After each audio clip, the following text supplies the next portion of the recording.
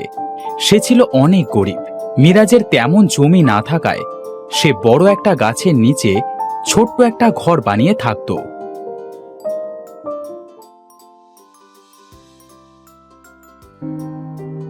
বউ, কোথায় গেলে তুমি?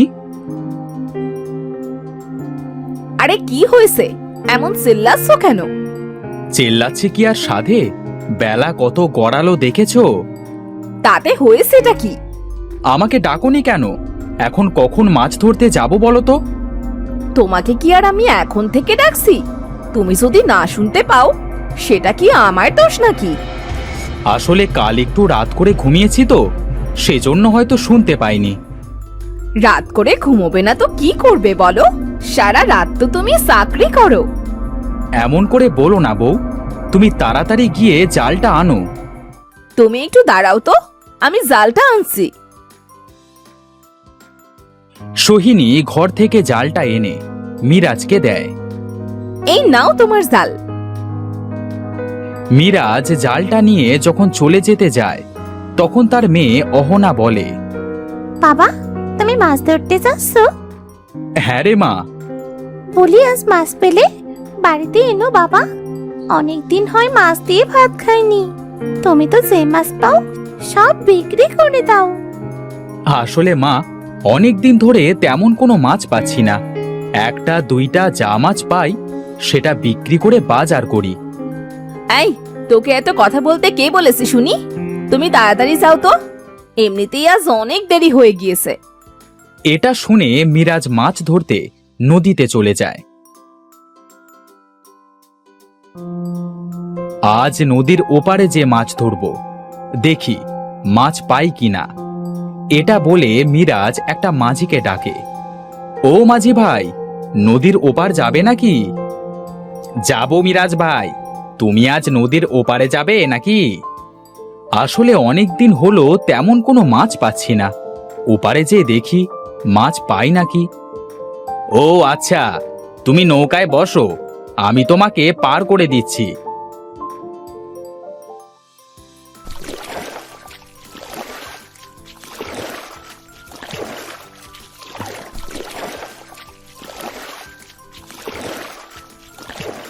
ধন্যবাদ মাঝি ভাই, এই নাও তোমার টাকা। এখানে মানুষের যাতায়াত বেশি, এখানে তেমন মাছ পাবো না। একটু সামনে যে দেখি মাছ পাই কিনা।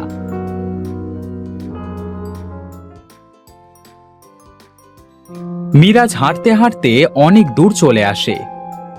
আজ এখানে বসেই মাছ ধরি, দেখি ভাগ্যে কি আছে।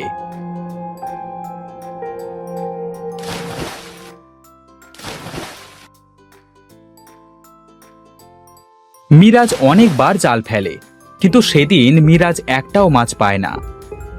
কি যে হলো আমার, সবাই কত মাছ পাচ্ছে, আমি সেই কখন এলাম কিন্তু একটাও মাছ পেলাম না।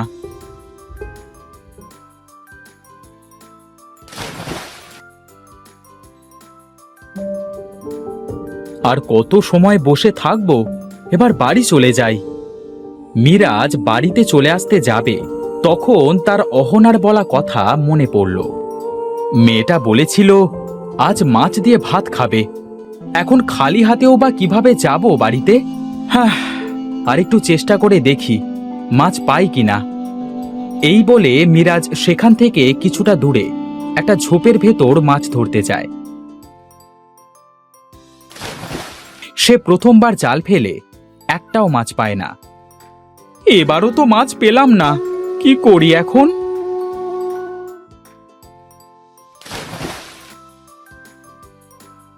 ওরে বাবা, এটা কত বড় মাছ! আজ দেখি আমার কপালটা খুলে গেল। এমন সময় মাছটা কথা বলে ওঠে। আমাকে ছেড়ে দাও, ছেড়ে দাও বলছি। আমি যে এখানে শ্বাস নিতে পারছি না, খুব কষ্ট হচ্ছে।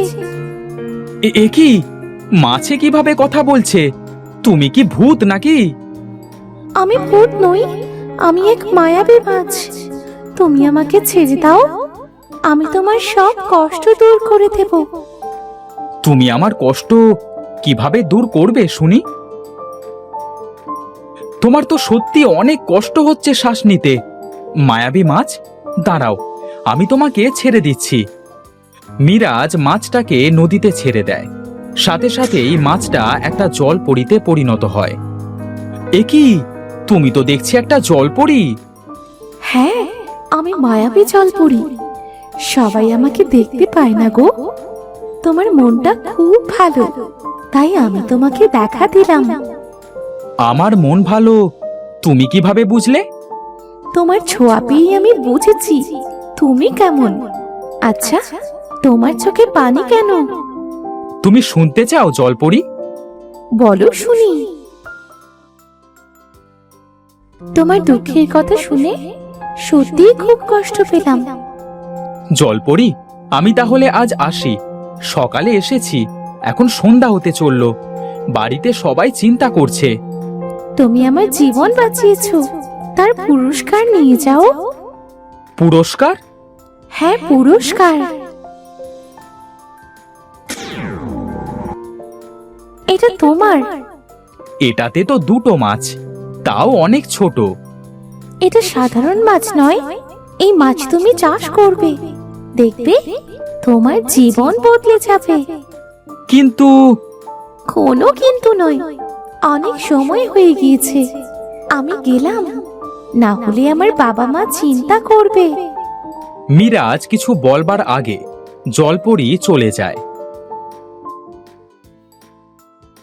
আমার তো মাছ চাষ করবার মতো কোনো জায়গা নেই, কি করি এখন? মিরাজ এগুলো ভাবতে ভাবতে বাড়িতে চলে আসে। ওগো, তুমি এসেছো? আজ এত দেরি হলো কেন বলো তো? বাবা, মাছ এনেছো বাবা? আরে, এই পাত্রে কি দেখি তো। আরে, এই পাত্রে তো দুটো ছোট ছোট মাছ দেখছি। এইটুকু মাছ কেন এনেছো বাবা? এটা সাধারণ মাছ নয় রে মা, এই মাছ দুটো আমাকে জলপরী দিয়েছে। তুমি সত্যি বলছো? কিন্তু আমরা এই মাছ চাষ করব কোথায় বলো তো? সেটা কাল ভাববক্ষণ, আজ আপাতত একটা বালতিতে মাছ দুটো রাখি। মা, অহনা, একটা বালতি আনতো মা। তুমি দাঁড়াও, আমি বালতি আনছি বাবা।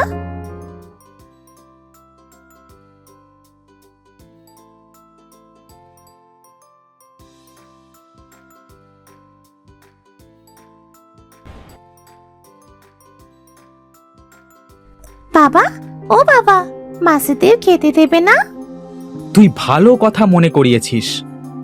চল, মাছেদের খেতে দিয়ে বাকি কাজ করব। অহনা আর মিরাজ যখন মাছেদের খেতে দিতে যায়, তখন তো তারা মাছ দেখে অবাক হয়ে যায়। বাবা, এই বালতিতে কত বড় বড় মাছ! এত বড় মাছ তো আমি আগে কখনো দেখিনি। আমিও তো তাই দেখছি, কিন্তু এই বালতিতে তো মাত্র দুটো মাছ ছিল। এত মাছ কোথা থেকে এলো? বাবা, আমার মাথায় একটা বুদ্ধি এসেছে। কি বুদ্ধি এসেছে তোর মাথায়? জলপরি তো আমাদের মাছ চাষ করতে বলেছে, তাই না? হ্যাঁ, কিন্তু আমাদের তো মাছ চাষ করবার মতো কোনো জায়গা নেই। আমরা যদি গাছে মাছ চাষ করি তাহলে কেমন হয় বলো তো? বউ, শুনছো? দেখো মেয়ে বলে কি। কি বলছে তোমার মেয়ে শুনি? ও বলছে গাছে মাছ চাষ করতে। গাছে আবার কিভাবে মাছ চাষ করবে? হ্যাঁ, কেন, আমরা বড় বড় ড্রাম, বালতি, খড়া কিনে গাছে পেথে তার ভেতর মাছ চাষ করব। এটা তুই মন্দ বলিসনি মা, কি বলো বউ? বুদ্ধিটা খারাপ না। কিন্তু ঢম, বালতি, ঘড়া যে কিনবো, এত টাকা কোথায় পাবো? এই নাও, এই হারটা বিক্রি করে তোমার যা প্রয়োজন তাই কিনো। কিন্তু এটা তো তোমার মায়ের দেওয়া হার। কপালে যদি লেখা থাকে তাহলে আরো অনেক হার পড়তে পারবো। ঠিক আছে, দাও।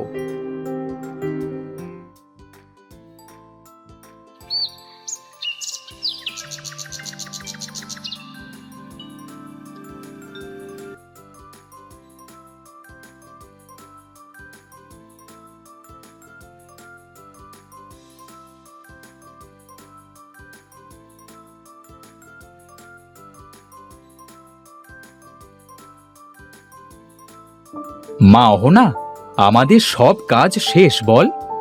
হ্যাঁ বাবা, এবার এই গাছে অনেক মাছ চাষ করা যাবে। চল আমরা মাছগুলো এই ডবটার ভেতরে রাখি। মিরাজ আর অহনা গাছে বাঁধা টবগুলোর ভেতরে মাছগুলো রেখে দেয়। কিছুদিনের ভেতরে সমস্ত পাত্র মাছে ভরে যায়। ওগো, এবার মাছগুলো না বিক্রি করলে হবে না? তুমি ঠিকই বলেছ, মাছগুলো বিক্রি করতে হবে। কেউ যদি জানতে পারে আমরা গাছে মাছ চাষ করছি, তাহলে চুরি করে নিয়ে যাবে না তো? আমার মাছ কেউ চুরি করতে পারবে না, বুঝতে পেরেছ? বিকালে মিরাজ অনেকগুলো মাছ ধরে সেগুলো বিক্রি করতে নিয়ে যায়। এই মিজান, দেখ ওই মাছগুলো কেমন টাটকা মনে হচ্ছে। এই চল আমরা ওখান থেকে মাছ কিনি। মাছগুলো অনেক বড়, এই অত বড় মাছ কিনবার টাকা আমার কাছে নেই। আরে আমরা যেই তো দেখি। ভাই, তোমার মাছগুলো তো এখনো জ্যান্ত আছে। হ্যাঁ ভাই, নেবেন? বেশি দাম না। তা মাছগুলো খেতে কেমন হবে? একদিন খেয়েই দেখুন না। এই ঠিক আছে, আমাদের সবাইকে এই টাটকা মাছ দিয়ে দিন তো। মিরাজ অল্প টাকায় সমস্ত মাছ বিক্রি করে দেয়। পরের দিন মিরাজ আবার মাছ নিয়ে বাজারে আসে। ভাই, আপনার মাছগুলো খেতে যে এত ভালো, এমন সুস্বাদু মাছ আমি আগে কখনো খাইনি। এই কোথা থেকে এনেছেন এমন সুস্বাদু মাছ? আমি নিজেই চাষ করি ভাই। তাই বুঝি? তা আমাকে আপনার দোকানের সব থেকে বড় মাছটা দিন। এই নিন ভাই। দিন যত যায় মিরাজের মাছ চাষও তত বেশি হতে থাকে। মিরাজের মাছ টাটকা ও সুস্বাদু হওয়ায় সবাই মিরাজের কাছ থেকে মাছ কিনতে শুরু করে। ওগো, গাছে মাছ চাষ করে তো অনেক লাভ হচ্ছে। প্রতিদিন এত মাছ তুমি কোথায় বিক্রি করবে শুনি? ভাবছি এবার শহরে মাছ নিয়ে যাব। এমন সময় সেখানে শহর থেকে দুজন লোক আসে। আপনাকে আর কষ্ট করে শহরে যেতে হবে না, আমরাই আপনার সুস্বাদু মাছের খবর পেয়ে চলে এসেছি। আপনার যত মাছ আছে আমরাই কিনব। আমার তো প্রতিদিন মাছ বিক্রি না করলে হবে না। কি বলেন আপনি? আরে এত মাছ আপনি কোথায় চাষ করেছেন? আমি গাছে মাছ চাষ করি। পাগল হলেন নাকি আপনি? গাছে আবার কেমন করে মাছ চাষ করেন? উপরে তাকিয়ে দেখুন না।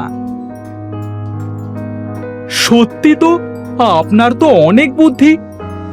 আপনারা মাছ নিয়ে যান। কত টাকা মাছ বিক্রি করেছে, এবার আমরা ধনী হয়ে যাব। বাবা, আমার যে কি আনন্দ হচ্ছে না! দেখবে একদিন তোমার নাম সারা শহর গ্রাম হয়ে যাবে। তাই যেন হয় রে মা, তাই যেন হয়। আস্তে আস্তে অনেক গ্রাম শহরে মিরাজের সুস্বাদু মাছের কথা ছড়িয়ে পড়ে। শহর থেকে প্রতিদিন অনেক মাছের ব্যবসায়ীরা আসতে থাকে মাছ কিনবার জন্য। গাছে মাছ চাষ করে মিরাজ আস্তে আস্তে অনেক ধনী হয়ে যায়।